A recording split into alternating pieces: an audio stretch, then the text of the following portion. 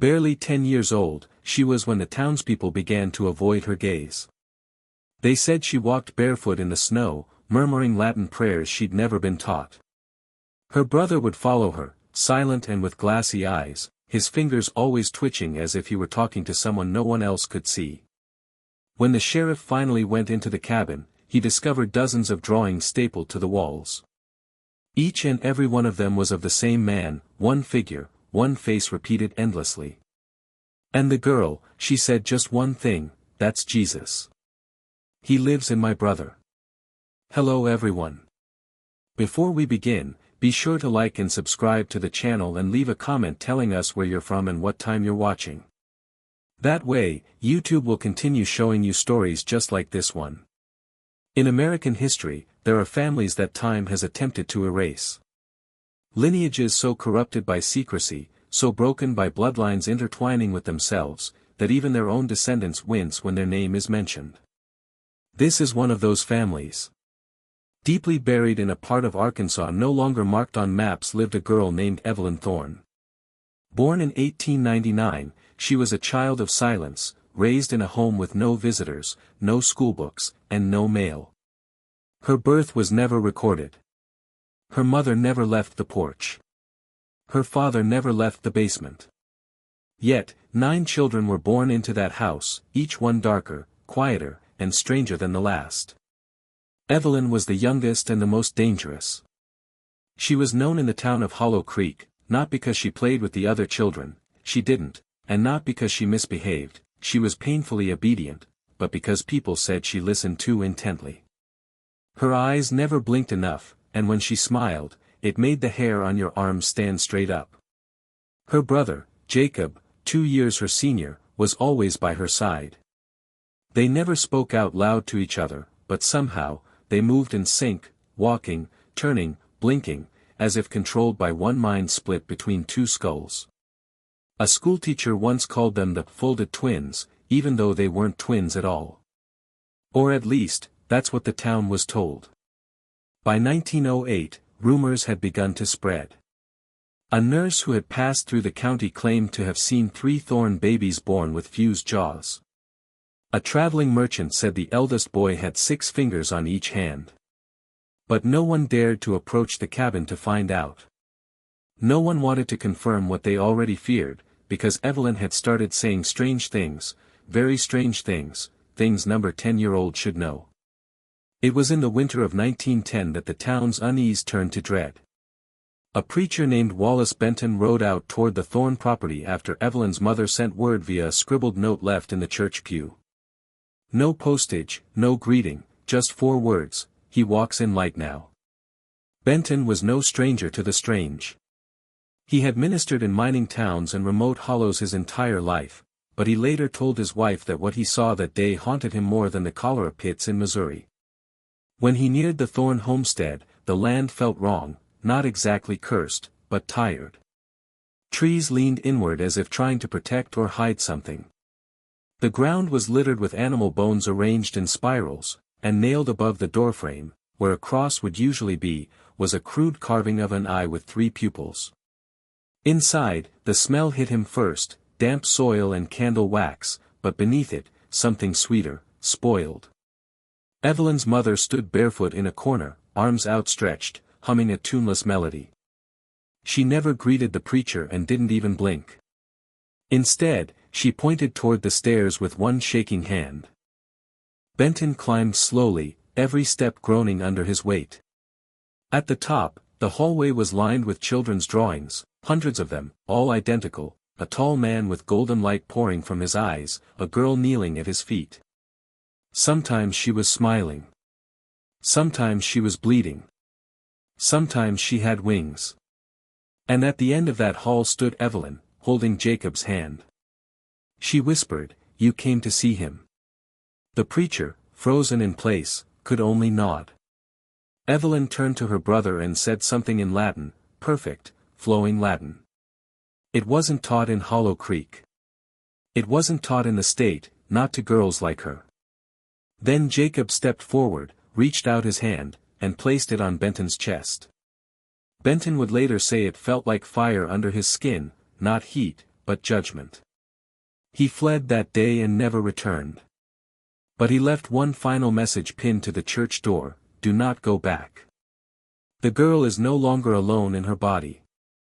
After that, the town didn't speak of the Thornes. The record stopped. The mail route was cut off, and Hollow Creek faded from the maps and from memory. But some of Evelyn's drawings survived. For years, the story of Evelyn Thorne was little more than a hushed warning, a kind of folklore parents used to keep children from wandering too far into the woods. But in 1964, during a land survey for a proposed state highway, something was uncovered that forced the legend back into the light. A collapsed structure, barely more than a rotted frame, was found half buried under vines and sediment. It was the Thorne cabin, still standing in its own way. Inside, they found relics that shouldn't have survived: tattered clothing, clay jars filled with teeth. But most disturbing of all were the journals, 7 of them, bound in leather, all written in the same jagged hand. Only the author's name changed. Volume 1 was signed, Martha Thorne, Mother. Volume 2, Jacob the Vessel. But the final volume, the 7th, had no name at all, just a symbol, that same carved eye with 3 pupils. The contents were even stranger. They weren't diaries, they were records, clinical, repetitive, obsessive. They contained dates, names, birth anomalies, ritual instructions, diagrams of the human nervous system labeled in dead languages, and sprinkled throughout the pages, references to the folding. Researchers brought in by the state were baffled. They assumed the family had descended into madness, a rural psychosis triggered by isolation, malnutrition, and inbreeding. But one linguist, a man named Dr. Emery Deeks, made a chilling discovery. He noticed the Latin phrases weren't just correct, they were lifted directly from pre-Vatican Catholic texts, some of which hadn't been translated into English until decades after the Thornes were presumed dead. How did Evelyn know them? How did she write them? Even more disturbing were the illustrations. Several pages featured a tall man surrounded by concentric circles, each one labeled with a word: light, voice, blood, fire. His hands were always extended outward, palms glowing, eyes hollow, and at his feet always the same image: a girl kneeling, hair over her face, offering him something that looked like a piece of her own skull. There were no photographs of Evelyn, no confirmed burial site, no confirmed cause of death. But in 1971, a fire destroyed the state archive that housed the journals. The blaze started in the middle of the night, its cause never determined. The journals were gone, except for one page, a single scrap salvaged from the ashes. It read, "The blood must fold inward again and again until the vessel breaks open and the divine spills out." The handwriting was childlike. The ink was fresh. By the early 1980s, Evelyn Thorne had become a ghost story in everything but name. Her tale was whispered in college anthropology classes and on late-night radio shows. But it wasn't until a private genealogist named Franklin Meyer began digging into Arkansas birth records that the bloodline came back into focus. Meyer wasn't hunting monsters, he was tracing his own lineage. A family rumor suggested his great-grandmother had escaped from a religious commune in the Ozarks sometime before World War I. Her name, Liza Thorne. Liza's name didn't appear in any census, no marriage license, no birth certificate. But Franklin's search led him to a crumbling courthouse in Baxter County, where a clerk, half curious, half afraid, handed him a box labeled, "Thorne, sealed 1911. Inside were records never meant to be seen again, 10 birth logs, all handwritten, with the same last name, different mothers, and the same father. The Thorne patriarch, whose full name was scribbled in once and then redacted in every other file, had fathered children with at least 3 of his own daughters. What Franklin found next was worse. The final log in the box wasn't a birth record. It was a report filed by a local doctor. It described a girl brought in after she was found unconscious near a dried-up creek bed. She was malnourished, delusional, and unclean. She responded to no questions except one: "Do you know who you are?" To which she whispered, "I am the gate through which he returns."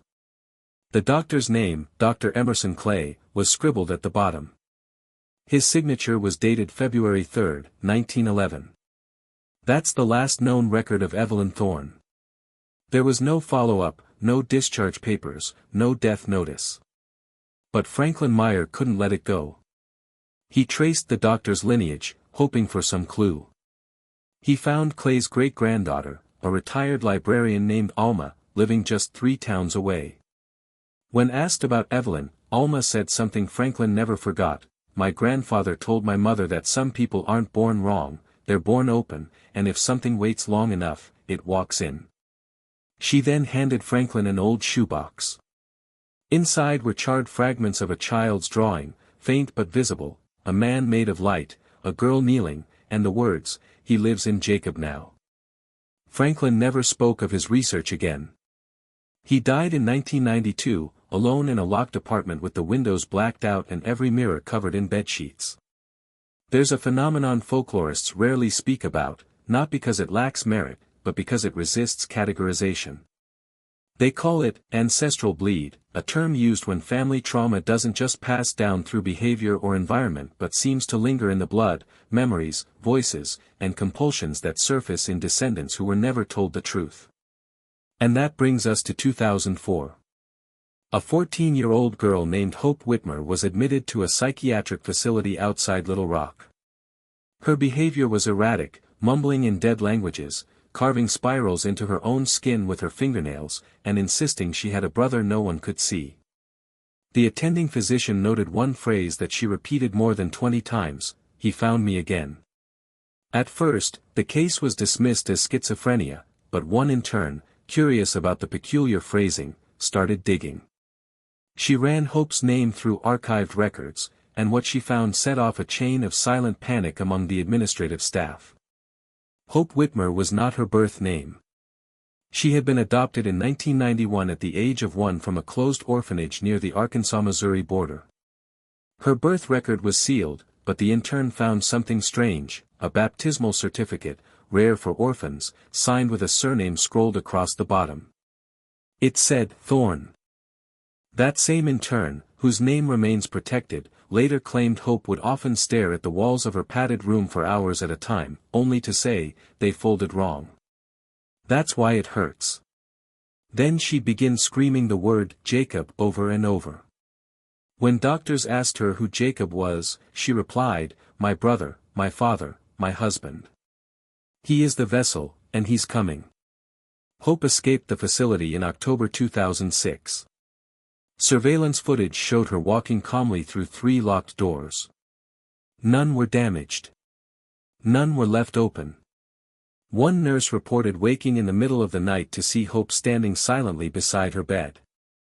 No one believed her until they reviewed the hallway cameras. Hope's body was found 43 days later in a dried-up creek bed just 10 miles from where Evelyn Thorne had last been seen. And in her pocket, a page torn from an old book, drawn in what appeared to be blood, was a 3-pupil eye and one sentence: "The blood folds inward until it opens." If you're still watching, you're already braver than most. Tell us in the comments what you would have done if this was your bloodline. By now, you might be wondering, was this all coincidence, generational delusion, the crumbling remnants of a family line too damaged to understand itself? But there's one more layer, one that even the skeptics can't quite explain. In 2017, a research team from a private historical society digitizing forgotten county archives stumbled across an unlabeled reel of film inside a rusted metal canister.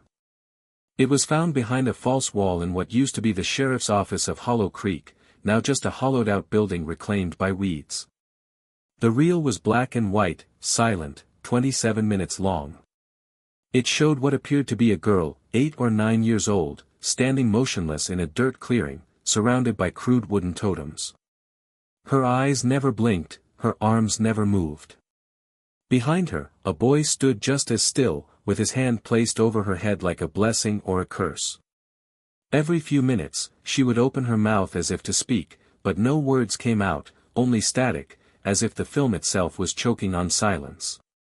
But the final minute was what shook the researchers. The girl finally turned to the boy. She smiled, and just before the reel cut to black, words appeared burned into the final frame. They weren't part of the original reel, they were scorched and later, almost etched by heat. She thought her brother was Jesus. She was wrong. He never left. The society never released the footage. The team's lead archivist went dark online, and when asked for comment, only replied, "Some stories are not meant to be remembered." But pieces of it leaked, screenshots, fragments, enough for independent investigators to match the facial structure of the girl in the film with a known photograph. It wasn't Evelyn. It was Hope Whitmer, filmed in a style only used in the early 20th century. And here's the impossible part, the film was chemically dated, developed on Kodacolor nitrate stock, last produced in 1922. She wasn't supposed to exist, and yet, there she was, smiling as if she knew you'd be watching. And the boy, his face was never clear, blurred as if the camera itself refused to see him. But one investigator claimed that when he digitally enhanced the footage, he saw something in the boy's eyes, not pupils, but flames. Some stories don't end, they simply vanish, waiting to be found by the wrong person at the wrong time. Since the release of that film fragment, there have been 8 reported sightings of a barefoot girl seen walking along dry creek beds in northern Arkansas, always alone, always silent, described by witnesses as smiling like she knows a secret too awful to say out loud. Each report is almost identical, down to the clothes, the expression, the vacant stare. In one case, a man claimed she looked straight at him, held up her hand, and mouthed the word, "fold." Now, here's the part no one wants to hear. In 2020, a team of amateur paranormal podcasters tried to retrace the steps of the Thorne family. They live-streamed from the area believed to be the original homestead. Their video was uneventful until the final 20 seconds. Just before the feed cut out, the camera panned toward the woods. There, in the distance, was a tall figure, not moving, just watching. The last thing heard on the recording was one of the hosts whispering, "Do you see his eyes? There's more than 2." The footage was taken down within 48 hours. The team disbanded. One of them is now institutionalized, refusing to speak except when alone. He scratches 3 small circles into the walls of his room every morning and never remembers doing it. And somewhere, deep in an archive that doesn't appear on any government index, is a burned journal, what remains of Evelyn Thorne's legacy. Its final entry reads, "I saw his face when Jacob died." It wasn't Jesus. It was older than that. Older than anything. Some believe the Thorne family was a tragedy, an American cautionary tale of isolation, inbreeding, and inherited madness. Others think they were part of something much older, a ritual line, a blood oath, a vessel. But maybe the truth is far simpler. Maybe Evelyn was right. Maybe she was the gate, and maybe we were never meant to find her. So, if you ever find yourself wandering the backwoods of Arkansas and you come across a spiral of bones or a totem with 3 eyes carved into its face, don't speak, don't run, just turn around and walk the other way. Because some bloodlines don't die, they just wait for someone to open the door again. If this story disturbed you, remember to like the video, subscribe to the channel, and share your thoughts in the comments. Tell us what you believe Evelyn became. Was she a victim or a vessel? Thank you for watching. You've just heard the story they tried to bury. This is Dark's Roots of America. Until next time.